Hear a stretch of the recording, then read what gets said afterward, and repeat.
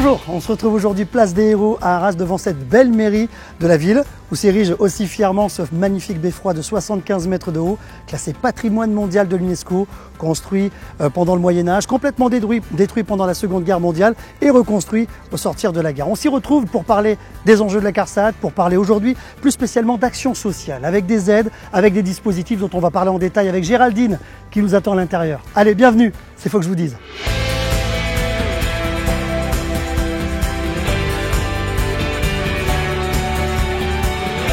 Merci Marco. Bonjour Géraldine. Bonjour José. Bienvenue devant ces géants avec des personnages emblématiques de la ville d'Arras et dans ce monument, le monument préféré des Français. Effectivement. Qu'est-ce que tu fais à la CARSAT à la fois? Je suis responsable du département Action sociale au niveau des aides individuelles de l'assurance retraite.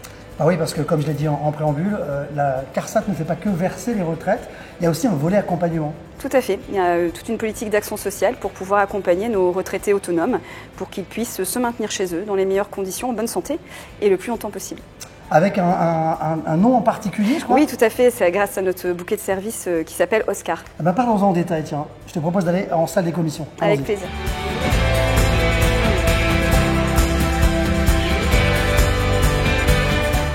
Bienvenue dans la salle des commissions, Géraldine, avec une belle vue sur les lustres de la salle des fêtes et la belle fresque qui raconte le quotidien des Arageois. Bon, je dirais quand même plutôt du côté du Moyen-Âge. Bon, parlons d'Oscar. C'est qui Oscar? C'est quoi? Bah écoute José, Oscar c'est un plan d'aide. C'est un plan d'aide qu'on propose au niveau de la CARSAT, puisque quand tu commences à avancer en âge, alors c'est vrai que quand tu pars en retraite, généralement tout va bien, ouais. Mais là l'avancée en âge fait que tu peux avoir besoin effectivement d'être accompagné dans ton quotidien pour éviter d'éventuellement chuter voilà, dans un tapis. Par exemple. Mais qui fait appel à vous? Alors généralement ce sont nos retraités, puisqu'on est quand même sur un public autonome, ça peut être tout à fait leur entourage, ça peut être aussi des services sociaux, voire nos services d'aide à domicile, voire un établissement de santé aussi. Et alors tu disais que c'était un bouquet d'aide, de services. Oui. Ce plan d'aide Oscar, c'est quoi? En fait, c'est effectivement un bouquet de services. Ça peut être à la fois des heures d'accompagnement à domicile pour permettre l'entretien du linge, l'entretien du logement, la préparation des repas. Ça peut être aussi toute une offre de services de prévention. Ah, le fameux tapis dont tu parlais? Voilà, c'est quoi? Vous allez voir si le tapis de l'entrée ou du salon n'est pas mal placé, par exemple? Eh bien, c'est tout à fait ça. En fait, on va mobiliser une personne qui va aller prendre rendez-vous avec le retraité, qui va aller évaluer en fait son quotidien, son bien-être au sein même de son habitat. Ok. Donc voir s'il est bien chez lui. Voir si l'habitat est effectivement s'il est en sécurité. Sécurisé. Physiquement. Le fameux tapis. Tout à fait. Voir la douche peut-être trop haute. Donc ça peut être aussi de voir est-ce que effectivement ses habitudes alimentaires. Est-ce qu'il a quand même encore de l'activité physique? Est-ce qu'il a toujours du lien social? C'est essentiel par rapport, voilà, le risque d'isolement, ça peut vraiment faire basculer à un moment donné, ou en tout cas remettre en cause l'autonomie à domicile. Oui, et parfois le problème de lien social peut découler aussi sur des problèmes de mobilité. Il n'y a personne pour l'amener par exemple à ses rendez-vous. Voilà, pour amener au rendez-vous. S'il n'est pas autonome, ça aussi vous y allez? Tout à fait. Voilà. Ça veut dire que donc vous allez voir s'il y a ces dangers latents, l'accompagner, mettre en place des dispositifs, voir s'il y a des heures nécessaires. Et ensuite, comment ça se passe? Comment c'est suivi après? Qui devient l'interlocuteur du coup? Alors nous, on va retourner tous les ans, revoir donc nos retraités qui ont un plan d'aide Oscar pour réévaluer effectivement leurs besoins. Et puis tout au long du plan, s'il y a besoin de réviser en fait le plan d'aide, les services d'aide à domicile vont aussi revenir vers nous pour nous alerter afin d'adapter le plan d'aide. Ok, donc la personne qui est là au quotidien, elle va réévaluer s'il faut plusieurs déménages ou d'autres choses par exemple dans l'appartement qui ne seraient pas adaptées. Tout à fait. Bon, j'ai vu que la fresque elle te plaisait pas mal, ça te dit d'aller la voir? On y va. Allez, direction la salle des fêtes, allons-y.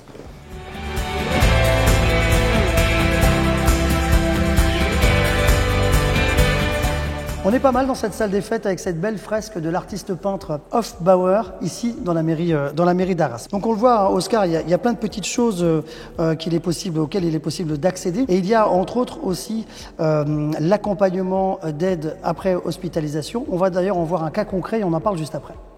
Prenons le cas de Fabien, il a 65 ans et à la suite d'une petite chute en jardinant dans son potager, a dû être hospitalisé. À sa sortie, il pourra compter sur la CARSAT pour l'accompagner dans l'aide à domicile durant sa convalescence. Fabien peut retrouver sereinement son domicile et jardiner avec prudence. On l'a vu dans le cas de figure ici de ce sujet, il y a cet accompagnement donc en sortie d'hospitalisation. Est-ce que c'est suffisamment connu ça? Non, pas suffisamment connu, José. C'est pour ça aussi qu'on fait cette émission ensemble aujourd'hui, pour effectivement bien informer nos retraités de la possibilité d'être accompagnés en sortie d'hospitalisation par des heures éventuellement de ménage, par différents conseils, pour bien vivre en fait sa période de convalescence à domicile. Mais pour ça, il faut que ces informations, encore une fois, remontent jusqu'à vous. Et là, l'établissement de santé peut vous apporter cette information. Oui, on travaille vraiment en étroite collaboration avec les établissements de santé pour déployer cette aide. C'est d'ailleurs l'établissement de santé, notamment au travers de leurs services sociaux, qui vont repérer les retraités qui vont pouvoir bénéficier donc de cette aide qu'on appelle l'ADH, qui vont évaluer leurs besoins, qui vont même contacter ou en tout cas trouver avec le retraité un service d'aide à domicile et qui vont même nous envoyer le formulaire de demande, ce qui va nous permettre de déclencher très rapidement le plan et d'ailleurs dès la sortie d'hospitalisation. Ça, c'est ce qui vient jusqu'à vous et puis après, il y a un autre volet où vous allez aussi vers vos assurés dans des cas particuliers, par exemple. Oui, dans des cas particuliers, je pense par exemple à un cas de veuvage, lorsque le retraité en fait fait une demande de pension de réversion auprès de la branche retraite. L'objectif, c'est bien de lui proposer l'ensemble de l'offre de services CARSAT et donc les aides qu'il pourrait avoir, d'ailleurs aussi dans le cadre OSCAR, puisqu'on a aussi des situations de veuvage qui peuvent aussi être accompagnées. C'est une porte d'entrée. C'est une porte d'entrée. Et après, il y a d'autres cas de figure aussi.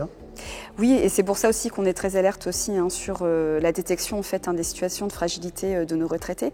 Donc là, on parlait d'une situation individuelle, mais on a connu aussi des situations fin d'année dernière et début d'année par rapport aux inondations qu'il y a eu au sein de la région. Ok, donc s'il y a une inondation, vous le voyez à l'actu et vous appelez vos assurés? Voilà, alors déjà on avait mis un coup de pouce, ce qu'on appelait un coup de pouce CARSAT, c'était vraiment une aide exceptionnelle, après avoir ciblé les retraités qui avaient été inondés. Et effectivement, on a été aussi au devant de l'ensemble de nos retraités pour les informer des aides financières qui pouvaient aussi prétendre auprès de la CARSAT. Donc il y a ce plan d'aide OSCAR qui inclut un bouquet de services qu'il est possible d'accéder tout au long de sa vie. Et puis il y a périodiquement aussi, par exemple, l'accompagnement en sortie d'hospitalisation qu'on a appelé, le cas de figure qu'on vient de voir, qui est le fameux ADH. Tout à fait, c'est ça, tu as tout compris. Merci Géraldine, je crois que c'est plutôt clair pour moi. C'est parfait, puis avec plaisir, José.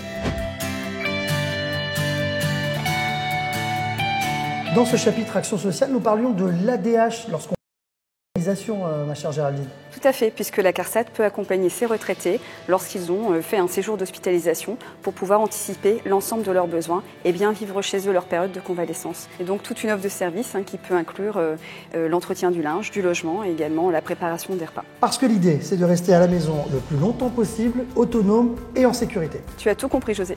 Et ça, fallait que je vous dise.